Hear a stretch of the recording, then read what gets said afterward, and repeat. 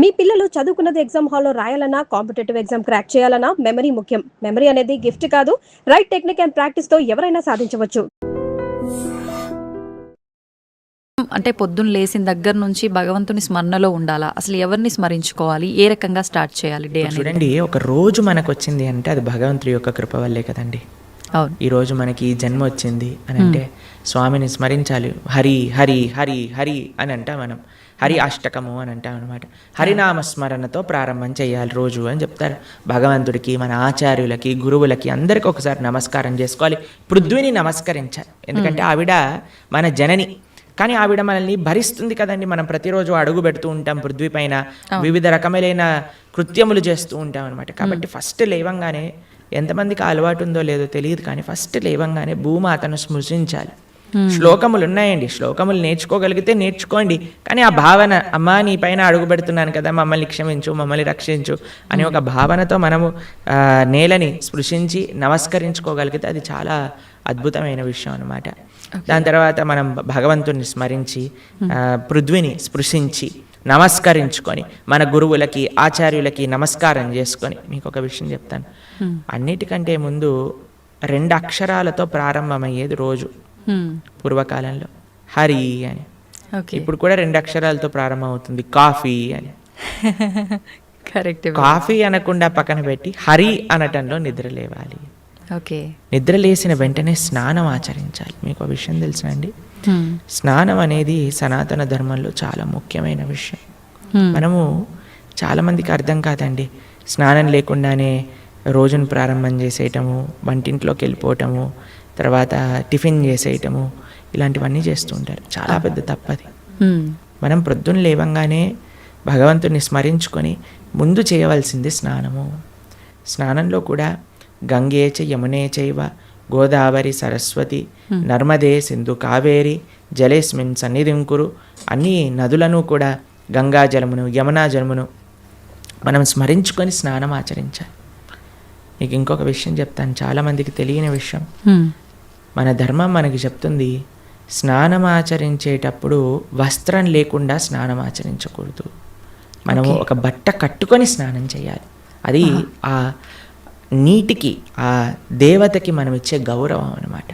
Okay. కాబట్టి స్నానం ఆచరించేటప్పుడు అపవిత్ర పవిత్రోవ సర్వావస్థాన్ గతోపివ యత్స్మరేత్ పుండరీకాక్షం సబాహ్యాభ్యంతర శుచి పుండరీకాక్ష పుండరీకాక్ష పుండరీకాక్షాయ నమః. శ్రీ విష్ణు శ్రీ విష్ణు శ్రీ విష్ణు భగవన్నామ. ప్రొద్దున లేచినప్పటి నుంచి భగవన్నా, స్నానం ఆచరించేటప్పుడు భగవన్నా, భగవంతుడి ముందుకెళ్ళి భగవన్నా, రోజంతా భగవన్నా. ఎంత మనము భగవంతుడి యొక్క నామంతో మనము కనెక్షన్లో ఉన్నామనుకోండి, అంత మనకి స్పిరిచువల్ ఎనర్జీతో మనం రీఛార్జ్ అయిపోతాం అనమాట. మనకు ఆ స్ట్రెంగ్త్ వస్తుంది. మన రోజులో ఉండే ఆ ఒడిదుడుకులు అన్నీ ఉంటాయి కదండి, వాటన్నిటిని ఎదుర్కొనే ఒక శక్తి మనకి భగవన్నామస్మరణతో వస్తుందన్నమాట. కాబట్టి ప్రొద్దున లేచాక హరినామస్మరణ, దాని తర్వాత చక్కగా మనం చేయవలసినది స్నానము, దాని తర్వాత భగవద్ ఆరాధన. ఇవి చేసేసుకున్నాం అనుకోండి, మనం ప్రొద్దున లేవంగానే ఫోన్కి ఛార్జింగ్ పెట్టేస్తాం కదా, అలా మన శరీరం ఛార్జ్ అయిపోతుంది ఇవి చేసేసుకున్నా. దాని తర్వాత రోజులో ఉండే మన కార్యక్రమాలన్నీ కూడా మనం చేసుకుంటూ ఉండొచ్చు అనమాట. ఓకే. అయితే ప్రభుజీ, మనం ఆచరించే స్నానం ఎంతో ఇంపార్టెంట్ అని చెప్పి మీరు చెప్పారు.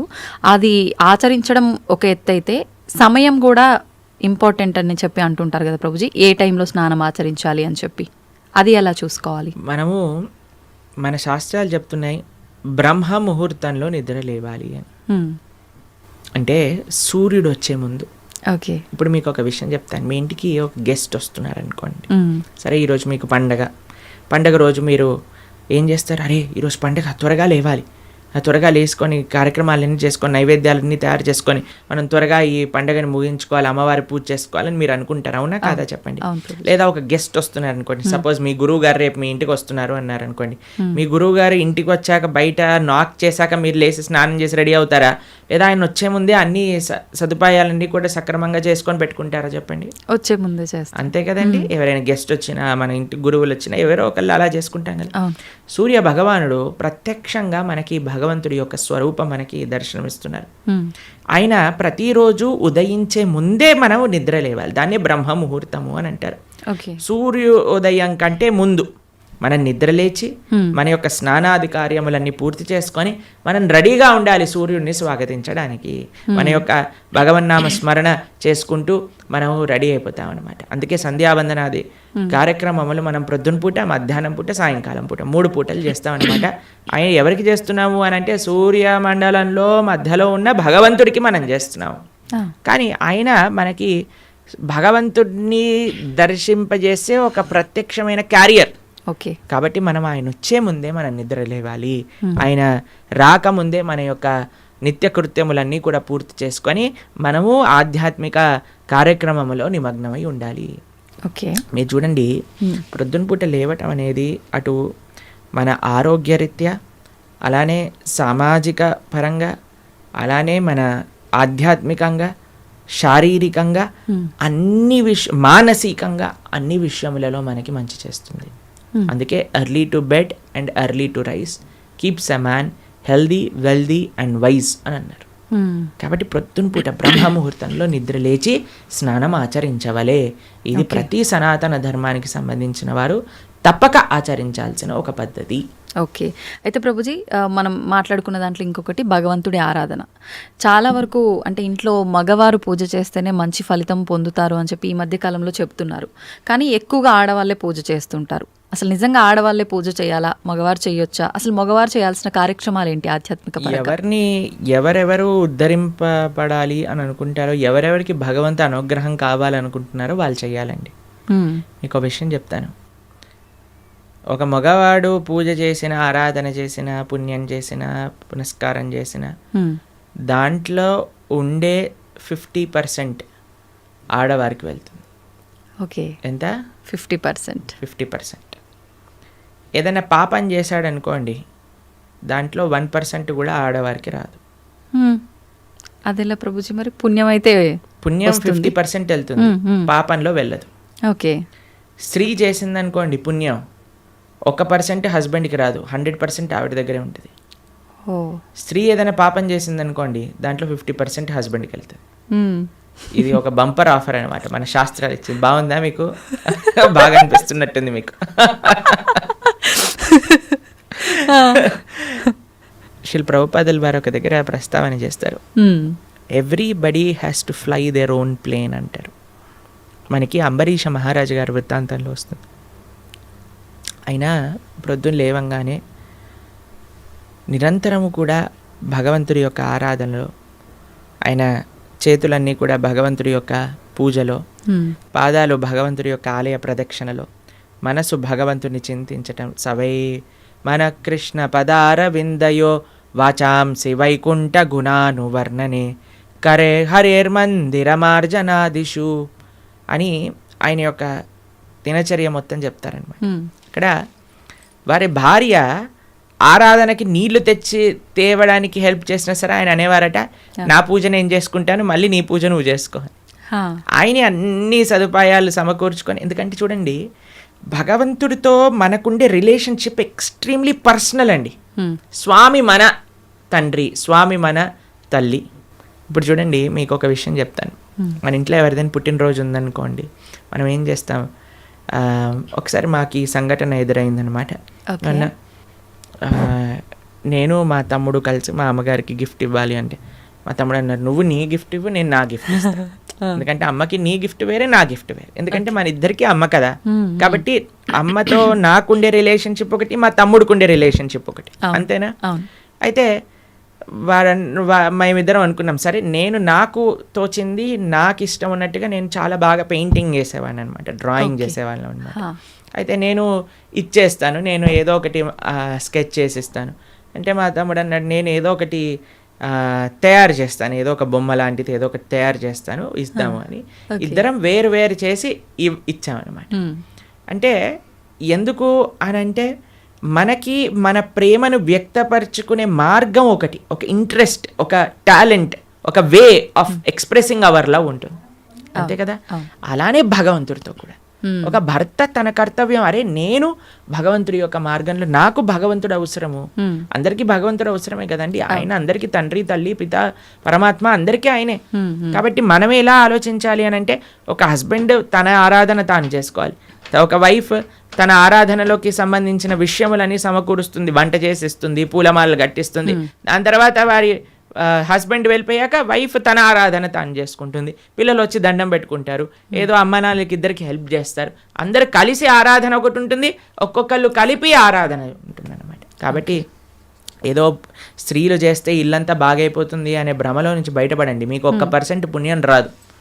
కాబట్టి జాగ్రత్తగా మీ పూజ మీరు చేసుకోండి, మీరు బాగుపడాలి అని అనుకుంటే. కాబట్టి పురుషులు తప్పకుండా ఆరాధన చేయాలి. పురుషులు ఆరాధన చేస్తున్నారు కదండి, స్త్రీలు వదిలేయకూడదు. పురుషుడి ఆరాధన పురుషుడికి, స్త్రీ ఆరాధన స్త్రీ, పిల్లల ఆరాధన పిల్లలకి, అందరికి. ఇప్పుడు చూడండి, ఇంటి పెద్ద తింటే మిగతా వాళ్ళందరూ కడుపు నిండిపోతుందా? లేదు, ఎవరికి వాళ్ళు తినాల్సిందే, అంతే కదండి. మీరు అంటారు కదా, అయ్యా మీరు తినండి, అయ్యా మేము పర్వాలేదు, మీరు తింటే మాకు తిన్నట్టే అని అంటారా? లేదా మీ హస్బెండ్ వచ్చి అమ్మ నువ్వు తినేసి నాకేం పర్వాలేదు, నువ్వు తింటే నేను తిన్నట్టే అంటారా? కాదు కదా. ఎవరెవరికి శక్తి కావాలంటే వారు వారు భోజనం చేయాలి. అలానే మనం కూడా మనకి శక్తి కావాలి, మనకి భగవంతుడి యొక్క కృప కావాలి అంటే మనం భోజనం చేస్తే ఎలా అయితే మనకి శక్తి వస్తుందో మనము ఆరాధన చేసుకుంటే అలా మనకి భగవంతుడి యొక్క కృప అనేది లభిస్తుంది. ఓకే ప్రభుజీ, చాలామంది ఏదైనా మంచి జరిగినా చెడు జరిగినా నా అదృష్టం బాగాలేదు, నా రాత ఇంతవరకే ఉంది, భగవంతుడు ఇలా రాశాడు అని చెప్పి అంటూ ఉంటారు. నిజంగా అంటే మన చేతిలో ఏముండదా, మనం చేసే పనులను బట్టి మన లైఫ్ని డిసైడ్ చేసుకోవడం? భగవంతుడు పుట్టినప్పుడే అవన్నీ డిసైడ్ చేసి ఇలా అని చెప్పి చూస్తాడా? మనకి ఒక సర్కమ్స్టెన్స్ ఇస్తాడండి భగవంతుడు. చాయిస్ ఎప్పుడు మన చేతుల్లోనే ఉంటుంది, మనం ఏం చేయాలి అని. ఫర్ ఎగ్జాంపుల్ మీకు ఒక విషయం చెప్తాను. ఒకరికి ఇల్లు రాసుంది, ఒకళ్ళి ఇల్లు మీకు మీ జీవితంలో కలుగుతుంది అని రాసి ఉంటుందండి. కానీ ఆ ఇంట్లో ఏం చేస్తారనేది మీ చేతుల్లో ఉంది. ఓకే, ఇల్లు వస్తుందనే వరకు మాత్రమే మన చేతుల్లో ఉంది. ఇంట్లో ఏం చేస్తాం, మనం ఒక చక్కటి పూజ చేసుకుంటామా, పునస్కారం చేసుకుంటామా, లేదా 10 మందిని పిలిచి మందు పోసి డాన్స్లు వేస్తామా అనేది మన చేతుల్లో ఉంది. మీరు కానీ మంచి ఆరాధన చేసుకున్నారనుకోండి, ఆ పుణ్యాన్ని బట్టి మీకు నెక్స్ట్ ఏమవుతుందో రాసింది. లేదు మనం తప్పు చేసామనుకోండి, ఆ తప్పు బట్టి నెక్స్ట్ కర్మ ఏర్పడుతుంది అనమాట. What is return is what you will get. మనకేం వస్తుంది అని, దాంతో మనం ఏం చేస్తాము అనేది రాసలేదు, అది మనకు వదిలేశాడు భగవంతుడు. మన విచక్షణతో మంచి మనస్సుతో మనం దాన్ని ఆచరణ చేయాలి. అంటే మన చేతిలో ఉన్నట్టే 100% మన చేతుల్లో ఉంది. ఇప్పుడు అంటుంటారు కదా, పరిస్థితులను బట్టి ఇంట్లో వాతావరణాన్ని బట్టే పిల్లల బుద్ధులు కూడా అని చెప్పి, ఇప్పుడు ఇది కూడా అలాగే భగవంతుడు మనకు ఒక ప్లాట్ఫామ్ ఇచ్చి వదిలేశారు, ఎలా అనేది మన చేతుల్లోనే ఉంది. ఇప్పుడు మీకు ఒక ఫోన్ ఇచ్చారనుకోండి, ఫోన్ ఇచ్చారు, ఫోన్తో మీరు ఏం చేయొచ్చు అనేది మీ చేతుల్లో ఉంది. ఒకళ్ళు ప్రవచనమైనా అయినచ్చు, లేదా పిచ్చి పిచ్చి సీరియళ్ళు సినిమాలైనా చూడొచ్చు. ఫోన్ రావటం మన చేతుల్లో ఉంది, దాంతో ఏం చెయ్యాలి మీ చేతుల్లో. ఇప్పుడు మీరేం చేస్తారు, పిల్లల్ని స్కూల్లో వేస్తారు, మంచి స్కూల్ చూస్తారు, అరే ఈ పిల్లలు మంచి చదువుకోవాలి, మంచి స్కూల్లో చదువుకుంటే వాళ్ళు మంచి మార్గంలోకి వెళ్తారు, కష్టమైనా ఏదైనా సరే కష్టపడైనా సరే వాళ్ళని మంచి స్కూల్లో జాయిన్ చేస్తారు.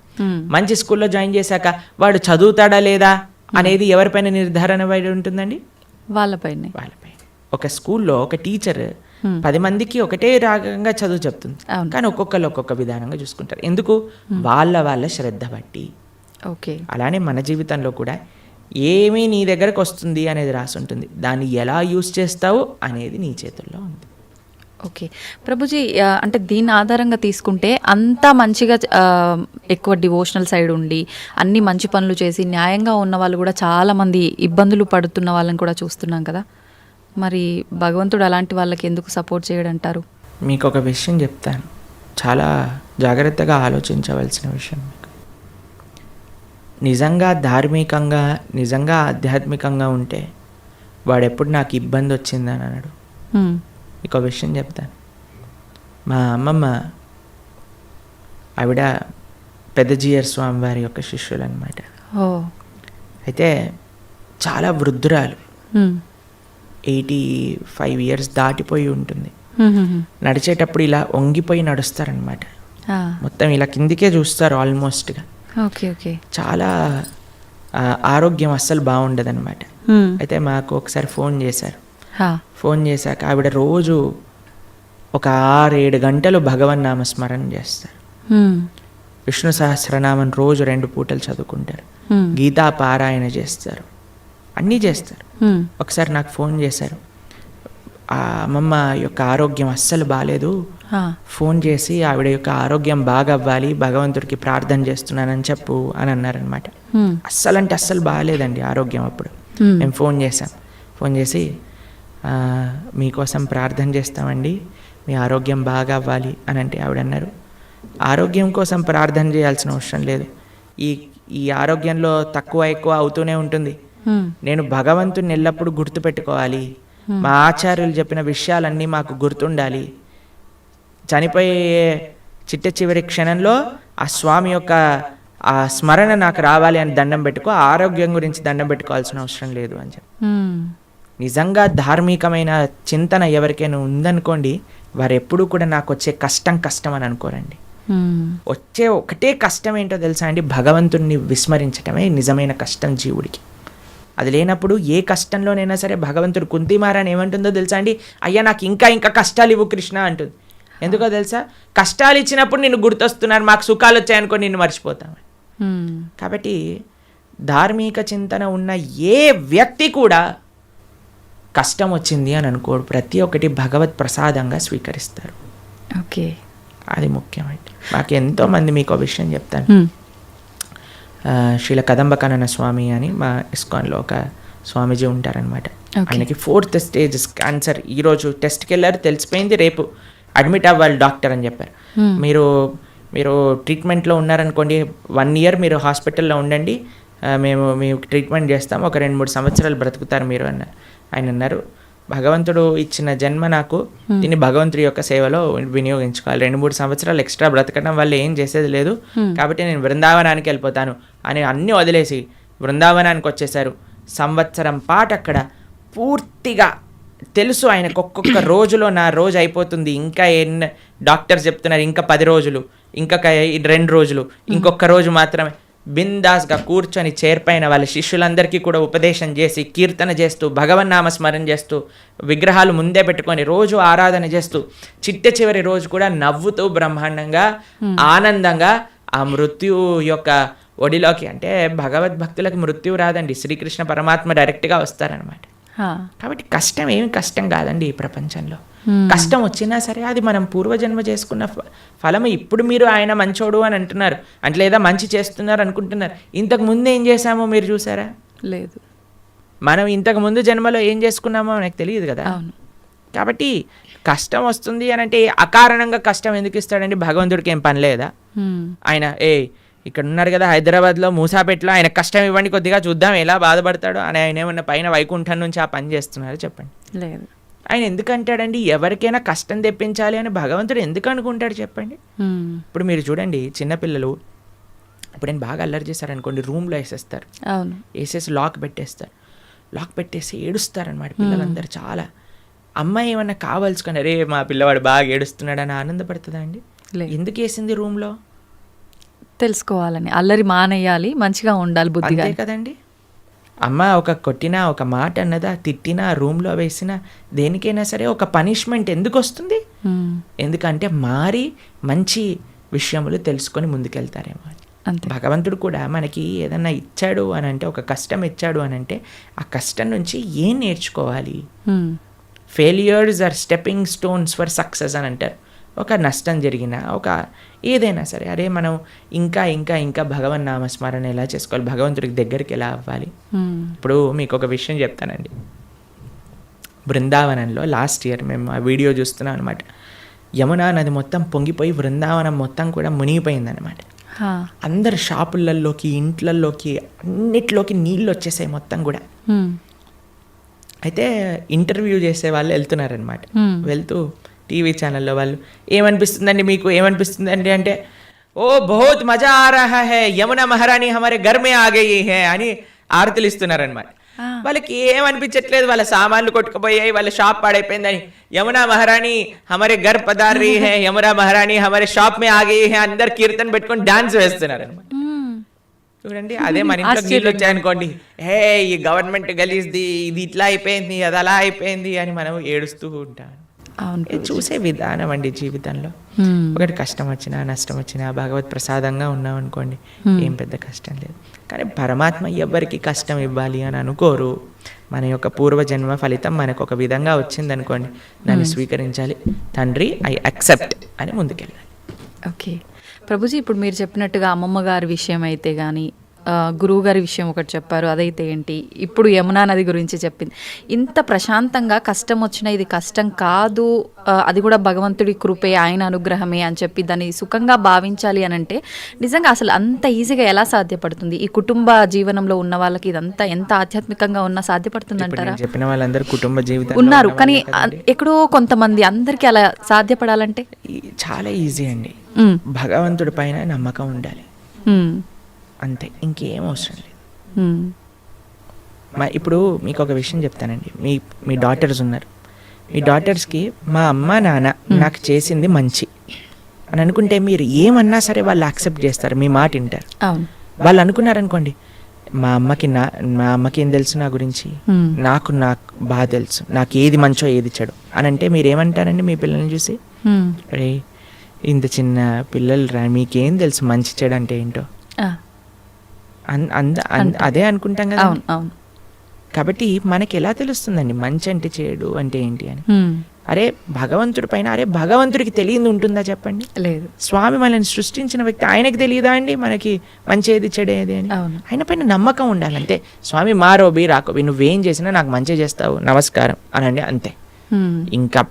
ఇంకా ఏం జరిగినా సరే మనం దాన్ని తీసుకోగలము. ఆ భక్తి, ఆ శరణాగతి భగవంతుడి పైన ఉండాలంతే.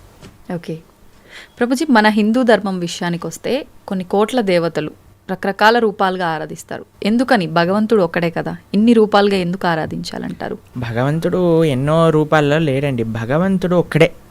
గోవిందం ఆది పురుషం తమహం భజామి. ఆ స్వామి, ఇప్పుడు చూడండి, మన కంట్రీ తీసుకున్నాం అనుకోండి, ఒక ప్రైమ్ మినిస్టర్ ఉంటాడు. ఆ ప్రైమ్ మినిస్టర్ యొక్క క్యాబినెట్లో మిగతా మంత్రులు ఉంటారనమాట. ఆ మంత్రుల యొక్క ఆఫీస్లో చాలా మంది పనిచేస్తూ ఉంటారు. ఇదంతా కలిపి మనం ఒక గవర్నమెంట్ అంటాం, అంతేనా? అలానే భగవంతుడు ఒక్కడే ఉంటాడు, ప్రైమ్ మినిస్టర్ ఒక్కడే ఉన్నట్టుగా భగవంతుడు ఒక్కడే ఉంటాడు. ఆయన యొక్క మినిస్ట్రీలో చాలా మంది మంత్రులు ఉంటారనమాట. ఒకడు వాటర్ డిపార్ట్మెంట్, వరుణుడు చూసుకుంటాడు. తర్వాత హోమ్ మినిస్ట్రీ ఇంద్రుడు చూసుకుంటాడు. లేదా మెయింటెనెన్స్ ఒక డిపార్ట్మెంట్, డిస్ట్రక్షన్ ఒక డిపార్ట్మెంట్, ఫైర్ ఒక డిపార్ట్మెంట్, ట్రెజరీ, ఫైనాన్స్ ఒక డిపార్ట్మెంట్. అట్లా ఒక్కొక్క దేవత దగ్గర ఒక్కొక్క డిపార్ట్మెంట్ ఉంది. దాని కింద చాలా మంది పనిచేస్తూ ఉంటారు. కానీ స్వామి ఏం చేస్తుంటారు? స్వామి ఇవన్నీ పట్టించుకోడండి పెద్దగా. స్వామి యొక్క పాదాలకు ఉండే ఒక ధూళి యొక్క కణం యొక్క కాంతి ఈ ప్రపంచాన్ని మొత్తం నడిపించేది, అంత శక్తి భగవంతుడి దగ్గర ఉంది. భగవంతుడు ఏం చేస్తాడు? కేవలం తన భక్తులతో తాను లీలలు చేస్తూ ఉంటారనమాట. తన భక్తుల యొక్క ప్రేమను ఆస్వాదన చేస్తూ ఉంటారు. స్వామి పెద్దగా సృష్టి చేసి, పద ఈరోజు భూమిని సృష్టి చేద్దాం, పద ఇక్కడ ఇది చేద్దాం అది చేద్దాం, ఆయన ఏం పట్టించుకోడు. ఆయన తన భక్తులు ఎక్కడెక్కడ ఎత్ర గాయంతి మద్భక్త తత్ర తిష్టామి నారద, తన భక్తులు రక్షించుకోవడానికి, తన భక్తుల్ని కాపాడుకోవడానికి, తన భక్తుల యొక్క ప్రేమను స్వీకరించడానికి స్వామి చేస్తుంటారు. మిగతావన్నీ ఆయన సిస్టమ్, ఒక సిస్టమ్ పెట్టేశారనుకోండి, ఆ సిస్టమ్ నడుస్తూనే ఉంటుంది. అలా భగవంతుడి యొక్క మినిస్ట్రీలో ఎంతో మంది దేవతలు ఉన్నారు. ఆ దేవత ఆ పని చేస్తూ ఉంటుంది. భగవంతుడు ఒక్కడే, దేవతలు చాలా మంది. దేవతలందరూ కూడా భగవంతుడి కింద ఆయన యొక్క సేవ చేస్తూ ఉన్నారనమాట. అది విశేషం. ప్రభుజీ, పుట్టుక చావు ఈ రెండు సృష్టి ధర్మం అందరికీ తెలిసిన విషయమే. పుట్టినప్పుడు ఎంతైతే సంతోషపడతామో, మరణం సంభవిస్తుంది అని తెలిసినప్పుడు అంతే ఎక్కువగా బాధపడతాం. అయితే కొంతమందికి ఇందాక మీరు చెప్పినట్టుగా ముందే డాక్టర్లు డిసైడ్ చేస్తారు ఇన్ని రోజుల కంటే ఎక్కువ బ్రతకరని. అలాంటి సందర్భాల్లో కూడా అసలు వాళ్ళు ఆ న్యూస్తో ఎక్కువ ఇబ్బంది పడి తొందరగా పోయే వాళ్ళు కూడా ఉన్నారు. అసలు వీటన్నిటి గురించి భగవద్గీతలో ఏం చెప్తారు?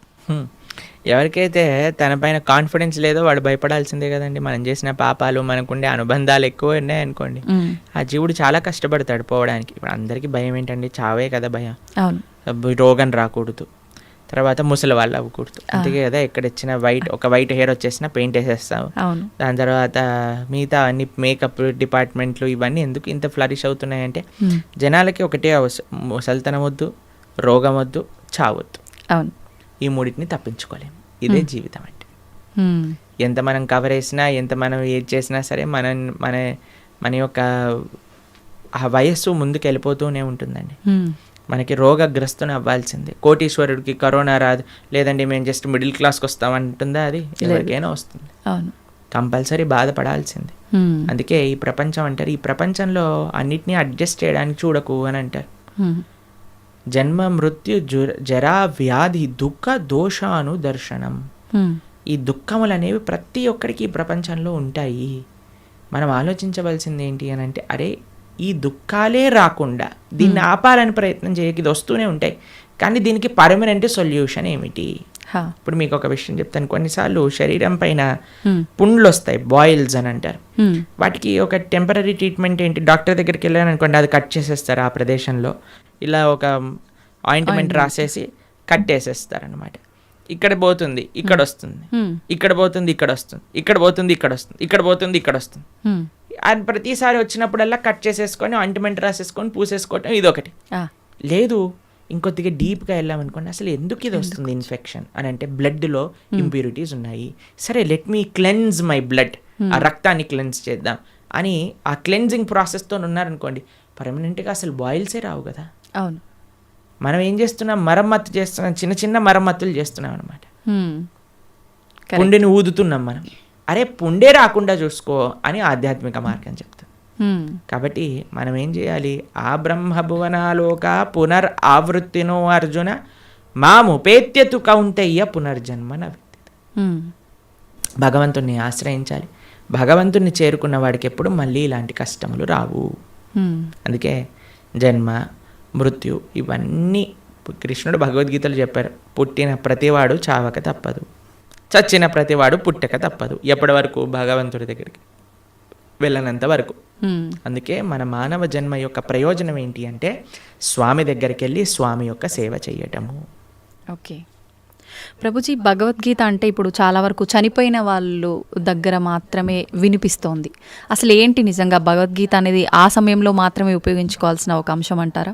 భగవద్గీత చనిపోయిన వారి దగ్గర పెట్టడంలో ఉండే అంతరార్థం ఏంటి అని అంటే, వీడు ఎలానో గీత నేర్చుకోకుండా వెళ్ళిపోయాడు, కనీసం మీరైనా మారండ్రా అని చెప్పే ఒక విషయం అనమాట. మీరు చూడండి, చనిపోయిన వాళ్ళ దగ్గర గరుడ పురాణాన్ని వినిపిస్తారు. తెలుసా మీకు ఎప్పుడైనా? గరుడ పురాణాన్ని పారాయణ చేయిస్తారనమాట ఎవరైనా చనిపోయారనుకోండి. గరుడ పురాణంలో ఏముంటుందో తెలుసా? నరకాలు ఎలాంటివి, ఎవరెవరు ఏ ఏ నరకానికి వెళ్తారు, ఏ ఏ తప్పులు చేయటం వల్ల ఆ నరకంలో ఏ ఏ శిక్షలు అనుభవించవలసి వస్తుంది అనేవన్నీ కూడా గరుడ పురాణంలో చెప్పున్నారనమాట. ఎందుకు చెప్తారు చనిపోయిన వాళ్ళ దగ్గర అంటే, మిగతా వాళ్ళైనా కనీసం ఇప్పుడు చూడండి, ఇక్కడికి రాకపోయినా వచ్చినా సరే చనిపోయారు అనేసరికి మొత్తం ఇంటిల్లిపాది ఒక దగ్గరకు వస్తుంది. అప్పుడు వచ్చినప్పుడు ఎప్పుడైతే వాళ్ళు ఈ విషయాలు వింటారో వాళ్ళ జీవితంలో పరాకుగా ఉంటారు అని అర్థం. ఓకే, కనీసం ఆ ఎక్స్పెక్టేషన్స్ అంటారు. ఇప్పుడు చూడండి, మన పోయినవాడు పోతాడు, తర్వాత మధ్యాహ్నం ఏంటి మెన్యూ చెప్పండి, ఏమి ఆర్డర్ చేయాలి క్యాటరింగ్ నుంచి అని అందరూ కూర్చొని సినిమాలు చూసుకుంటూ హ్యాపీగా 10-15 రకాలు భోజనం చేసి హాయిగా ఎవరింటికి వాళ్ళు వెళ్ళిపోతున్నారు. చనిపోయిన వాళ్ళ దగ్గర గీత చెప్పటంలో అంతరార్థం ఏంటి అని అంటే, వాడు పోయాడు, కనీసం నీ జీవితమైనా చక్క పెట్టుకో అని. ఓకే, కానీ చనిపోయినప్పుడు వినవలసింది కాదండి గీత. ఇప్పుడు మన గీత చదువుకుంటే మన రాత బాగుపడుతుంది, అందుకోసం గీత చదవమని చెప్తారనమాట. ఓకే, అది విశేషం. ప్రభుజీ, ఆలయాల విషయానికి వస్తే ప్రతి ఆలయంలో కూడా గంటలు ముఖ్యంగా మనకు కనిపిస్తూ ఉంటాయి. ఏంటి ప్రభుజీ గంటలకి ఆలయానికి ఉన్న సంబంధం? భగవంతుడి యొక్క నివేదన చేసేటప్పుడు గంటను మ్రోగించవలే అని ప్రతి దాంట్లో మనకు గంట ఉపయోగించరండి. కొన్ని కైంకర్యములు ఉంటాయి భగవంతుడికి. స్వామి యొక్క అభిషేకం చేసినప్పుడు అన్ని వాద్యములు కూడా గంటలో ఉంటాయి, గంట స్వరూపంలో ఉంటాయి అని అంటారనమాట. కాబట్టి ఆ గంటని భగవంతుడి యొక్క నైవేద్యములలో వాడుతుంటారు. స్వామికి నివేదన చేసేటప్పుడు గంటలు మోగుతూ ఉంటాయి. మీరు తిరుమల వెళ్ళారనుకోండి, టంగ్ టంగ్ టంగ్ టంగ్ అని మోగుతూ ఉంటాయి గంటలు, నైవేద్య గంటలు అనమాట. మీకు కృష్ణుడు ఒకసారి బృందావనంలో దొంగతనం చేయడానికి వెళ్ళారనమాట. అప్పుడు ఒక గోపిక ఏం చేసిందంటే అన్ని ఉట్టి కట్టేసింది, వెన్న మొత్తం కూడా కృష్ణుడికి అందకూడదని. తర్వాత కృష్ణుడు ఏం చేసేవాడు, ఉట్టి కడితే రాయి వేసేసాడు వాడు. రాయి వేయంగానే కుండకి చిన్న రంధ్రం పడేది, చక్కగా అక్కడ నుంచి మొత్తం వెన్న ఇలా ఫౌంటైన్ లాగా షవర్ లాగా వచ్చేసేది అనమాట. కింద అందరూ పాలు పెరుగు వెన్న నెయ్యి అన్ని తాగేస్తూ ఉండేవారు. అయితే ఈ గోపిక కొద్దిగా తెలివైన గోపిక. ఇప్పుడు ఏం చేసింది తెలుసా అండి, ఈ ఉట్టితో పాటు గంటలు కూడా కట్టింది. ఉట్టిని ఊపారనుకోండి గంట మోగుతుంది, వెంటనే వచ్చి కృష్ణుడిని పట్టేసుకోవాలి. తర్వాత కృష్ణుడు అన్నాడు సరే వెయ్యండి, ఒకళ్ళ పైన ఒకళ్ళు నించోండి అనగానే ఒకళ్ళు ఉన్నారు. కృష్ణుడు పైకి ఎక్కాడు. పైకి ఎక్కగానే గంటలు చూశాడనమాట.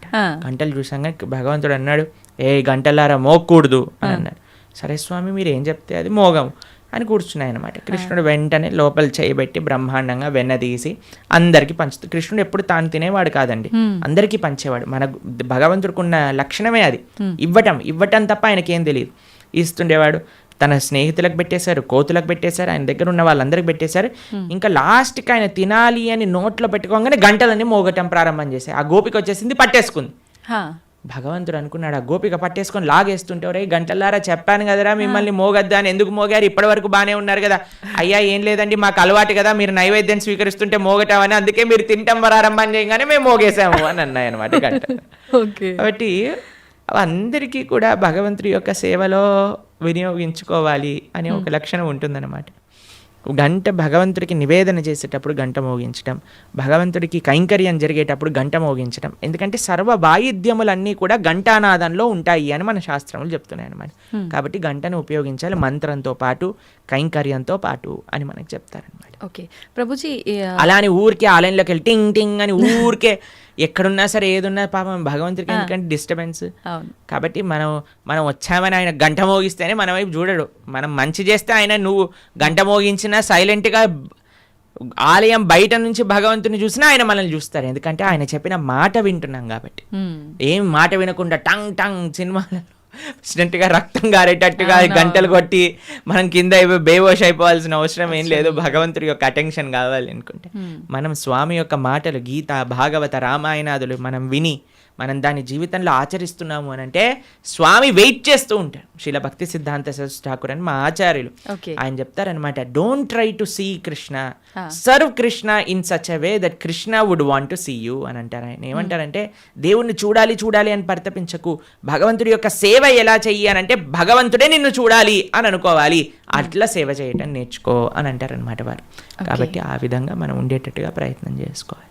గంట ఆడవాళ్ళు కొట్టకూడదు పూజా సమయంలో హారతి ఇచ్చేటప్పుడు, కానీ పక్కన మగవాళ్ళు గంట కొట్టాలి ఆడవాళ్ళు హారతి ఇవ్వాలని వింటూ ఉంటాం. నిజంగా గంట ఆడవాళ్ళు కొట్టకూడదు అంటారు? అలాంటివి ఏం లేదండి, భగవంతుడి యొక్క సేవలో అందరు సమానమే. ఇంకొకటి సేవ అన్నారు. భగవంతుడికి భక్తితో మనం చేసే పనులు ఇష్టపడతాడా, లేదంటే సేవ చేస్తే ఎక్కువగా అనుగ్రహిస్తాడంటారా? భక్తితో సేవ చేస్తే ఇష్టపడతారు. పూజల కన్నా సేవని ఎక్కువగా ఇష్టపడతారా? సేవ అంటే భగవంతుడికి చేసే ఆరాధన కూడా సేవనే. శ్రీ విగ్రహ సేవ అని అంటాం. భగవంతుడికి నైవేద్యం సమర్పణ చేయటం సేవనే, లేదా గోవులకి సేవ చేయటం సేవనే, 10 మందికి భగవత్ ప్రసాదాన్ని నివేదన చేయటం సేవనే, 10 మందికి భగవంతుడికి సంబంధించిన విషయములు చెప్పటం సేవనే, ఆలయానికి వెళ్ళటం సేవనే. కాబట్టి భగవంతుడి యొక్క భక్తులకి సేవ చేయటం సేవనే. ఎన్నో రకాల సేవలు ఉన్నాయండి. స్వామి యొక్క ఆరాధన సేవాభావనతో ఏమి సేవ అంటే ఏంటో తెలుసా అండి, ఇప్పుడు ఏదైనా అపేక్షించామనుకోండి అది బిజినెస్ అవుతుంది, సేవ అవ్వదు. తండ్రి నేను ఈ పూజ చేస్తాను నువ్వు నాకు అది ఇవ్వు, సేవ కాదు, అది బిజినెస్. బిజినెస్ ట్రాన్సాక్షన్ మాత్రమే.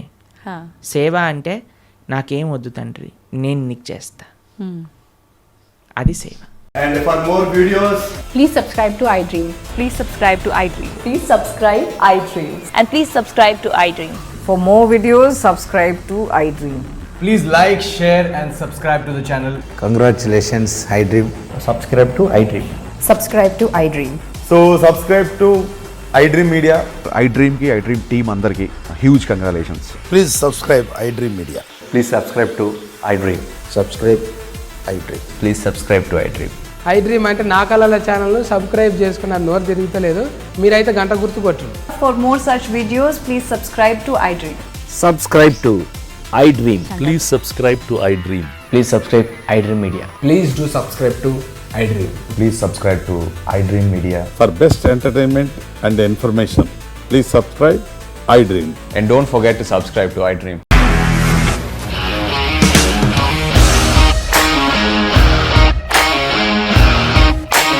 ఇండస్ట్రీలో కమిట్మెంట్ ఇష్యూస్ వస్తే నీకు కూడా వచ్చినట్టు మార్నింగ్ తీసుకెళ్ళాలంటే కొట్టి పడేస్తారు.